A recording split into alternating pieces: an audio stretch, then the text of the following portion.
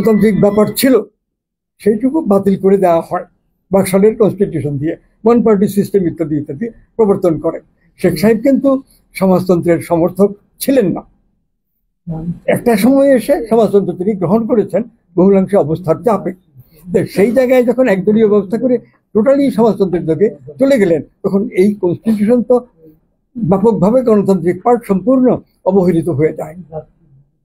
এই অভিজ্ঞতাগুলো আমাদের গণতন্ত্রের প্রসঙ্গে স্মরণ করতে হবে এবং এইগুলোকে অতিক্রম করে জিয়াউর রহমানের আমলে সংবিধানের যে মূল একটা স্পিরিট ছিল এটা বদলে ফেলা হলো। সংবিধানে বিসমিল্লাহির রহমানির রহিম এই কথাটা লেখা ছিল না। রাষ্ট্রধর্ম ইসলাম বা আমাদের ইসলামিক রিপাবলিক অফ বাংলাদেশ এরকম কথা ছিল না। কিন্তু জিয়াউর রহমান এর আমলে তো বিসমিল্লাহ যোগ করেছেন, আমাদের মানে রাষ্ট্রীয় আদর্শ ইসলাম এই কথা মানছেন এবং আরো অনেক কিছু পরিবর্তন করে ফেলেছেন। এইভাবে এই সংশোধন অকার্যকর হতে হতে অ্যামেন্ডমেন্ট হতে হতে বর্তমান অবস্থায় আসছে।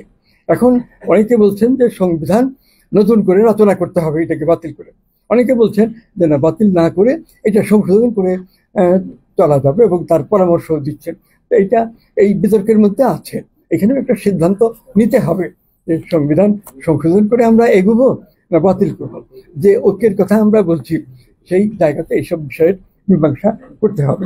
আর এই গণ অভ্যুত্থানের মধ্য দিয়ে হাসিনা সরকারের পতন এবং শেখ হাসিনার শাসনকালে যেসব নির্যাতন হয়েছে মানুষের প্রতি নানাভাবে, আর যাদেরকে এই আওয়ামী লীগের বাইরে দেখছেন তাদের উপরেই নানাভাবে নির্যাতন করেছে, এগুলো অনেকটা স্পষ্ট হয়ে সামনে আসছে এবং তার ফলে শেখ হাসিনার ইমেজ রাজনৈতিক নেতা হিসেবে নেত্রী হিসেবে একেবারে মানে ধূলিসাৎ হয়ে গেছে।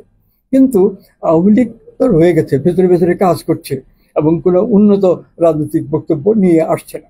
আমরা মুক্তিযুদ্ধ করে জয়ী হয়েছি, বঙ্গবন্ধু আমাদের নেতা ছিল, বঙ্গবন্ধুকে মহিমান্বিত করা নানাভাবে, এর মধ্যেই তো আওয়ামী লীগের বক্তব্য সীমাবদ্ধ ছিল শেখ হাসিনার 15 বছরের শাসনকালে। আর এর মধ্যে যে কোনো বিরুদ্ধ পক্ষ, সে ইন্টেলেকচুয়াল হোক অথবা রাজনৈতিক কর্মী হোক না, তাদেরকে যেভাবে মামলার পর মামলা দিয়েছে, হয়রান করেছে, এটা একটা অন্তহীন ঘটনা, সীমাহীন অপরাধ।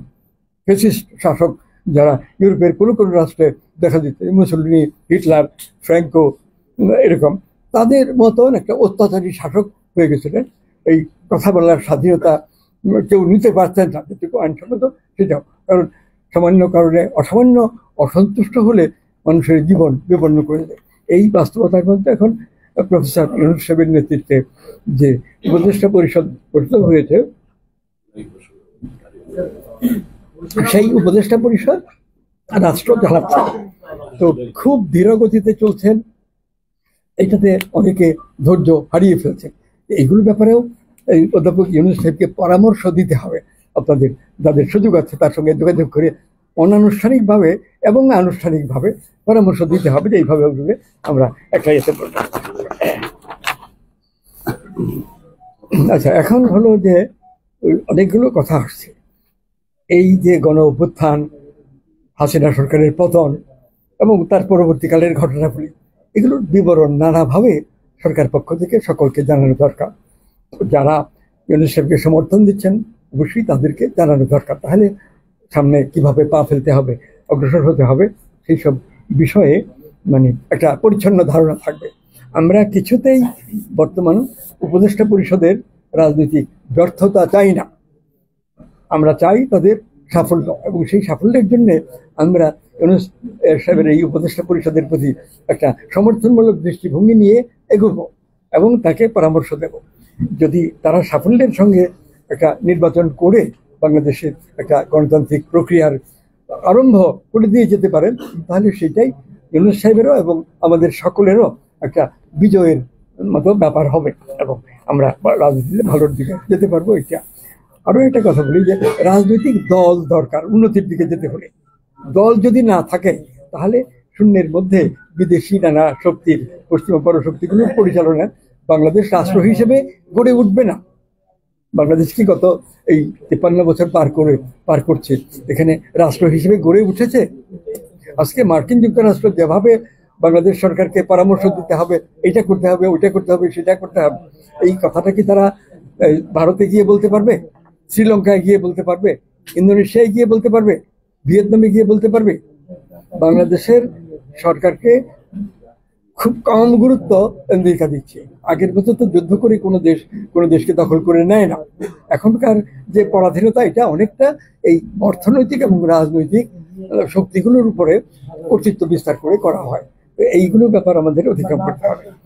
এখন যতই আমরা বলি একটা মোটামুটি সুষ্ঠু নির্বাচনের মাধ্যমে সরকার গঠন, এই ধারায় আমরা যেতে চাই। আর রাষ্ট্র সংস্কারের যেসব কথা সামনে আসছে, এগুলো খুবই গুরুত্বপূর্ণ। রাজনৈতিক নেতাদের থেকেই এই বিষয়গুলো আসা উচিত ছিল, কিন্তু কোনো রাজনৈতিক নেতাই, সে আওয়ামী লীগ হোক, বিএনপি হোক, জাতীয় পার্টি হোক, বামপন্থী দল হোক, কোনো পক্ষই সেটা গুরুত্বের সঙ্গে বিবেচনায় নেননি, আদৌ বিবেচনায় নেননি। এই অবস্থাতেই তো আজকে ওই প্রফেসর ইউনূসের নেতৃত্বে যে উপদেষ্টা পরিষদ করতে হয়েছে, এই ব্যাপার তাদের সামনে আসছে এবং একরকম সমর্থন পাচ্ছে রাজনৈতিক মহল থেকে, জনগণের ভেতর থেকে। তো এই প্রক্রিয়াটা যাতে একটা সফল গণতান্ত্রিক যাত্রার আরম্ভ বিন্দু হয়, এই অনুষ্ঠানের উপদেষ্টা পরিষদ, এইটাই আমাদের কাম্য। আপনারা যেসব কথা বলছেন সেগুলো গুরুত্বপূর্ণ, এর মধ্যে আবেগের উত্তাপ আছে, যুক্তি বুদ্ধিও আছে। নিজেরা বিবেচনা করে একটা সার সংকলন করে সমস্ত বক্তব্যের একটা বিষয় পাবে এবং সেই বিষয়টা তৈরি করে ভালো করবে যে একটা সমস্ত আলোচনার এই সার সংকলন করে এই ধারায় ওদেরকে এই পথে যেতে হবে। আমরা এখানে যা বলছি তার সবটা গ্রহণীয় না হতে পারে। সার সংকলন করতে গেলে কিছু কথা বাদ দিতে হবে, কিছু কথা সংযোগ করতে হবে। এগুলো করে সেটা প্রকাশ করে নিজেদের মধ্যে প্রচার করলে ভালো।